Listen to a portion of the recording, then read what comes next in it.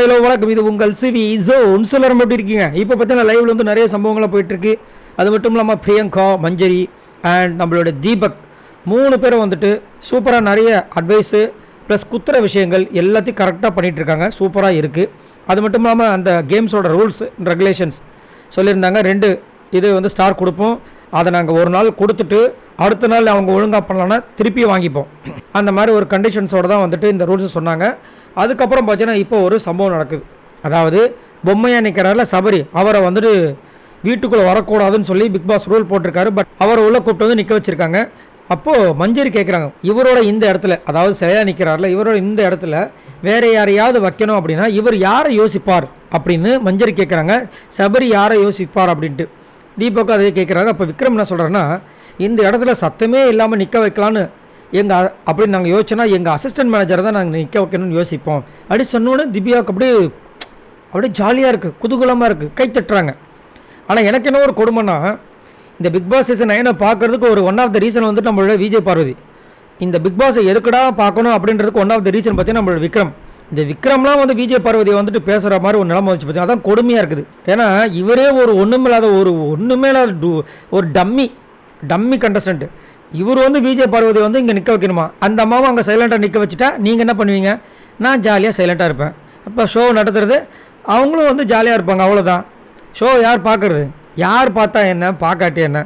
எனக்கு சம்பளம் வரும், சோறு வரும், இங்கே ஏசியை பார்த்து தூங்கிட்டு நாமினேஷன் ப்ரிப்பாஸ் எதாவது வந்துச்சுன்னா அதை வந்து கை கட்டி யாரையாவது கைகளை பிடிச்சி நான் வாங்கிட்டு போயிடுவேன். இதெல்லாம் ஒரு பொழப்பா அப்படின்ற மாதிரி இருக்குது. ஒன்றும் சொல்கிறதுக்கு இல்லை. இதில் வேறு வந்துட்டு அந்த அம்மா அங்கே சைலண்ட்டாக நிற்க வைக்கணுமா? இதில் வேறு பக்கத்தில் அந்த அம்மா கையை வேறு தட்டுறாங்க. விளங்கிடும். ஏன்னா நேற்று தான் வந்து திவ்யாவை பாராட்டினவங்களாம் இன்றைக்கி வந்து திவ்யாவை கழுவி ஊற்றுற நிலைமைக்கு ஆகிடுச்சு. அந்த அளவுக்கு வெஞ்சன்ஸ் வச்சுருக்காங்க. அவர் சொல்கிறாரு, அப்படி நின்றுட்டாங்கன்னா அதிசயம், ஆச்சரியம், அபூர்வமாக இருக்குமா? அப்படி இவன் நினச்சிருந்தா பிக் பாஸை நிற்க வச்சுருப்பார்ல, ஏன் சபரியை நிற்க வைக்கணும்? ஆக்சுவலாக அங்கே நிற்க வைக்க வேண்டிய ஆள் தெரியும், முக்கியமாக யார் தெரியுங்களா? நம்ம விக்ரமை நிற்க வச்சுருக்கணும். ஏன்னா சும்மாவே அப்படி தான் பண்ணிகிட்ருக்காரு. ஆனால் என்ன பண்ணுறது? சரி, திவ்யா வந்து என்ன சொல்கிறாங்கன்னா, சார் மேடம் எல்லாரும் பேசிட்டு இருக்கும்போது அப்படியே பாதியிலே போயிடுவாங்க. அதாவது பிக் பாஸ் கிட்டே அப்படி தான் பேசுவாங்க. பிபி சொன்னாலும் அப்படி தான் நடந்துக்கிறாங்க. வீக்கெண்டில் சார் சொன்னாலும் அப்படி தான் நடந்துக்கிறாங்க.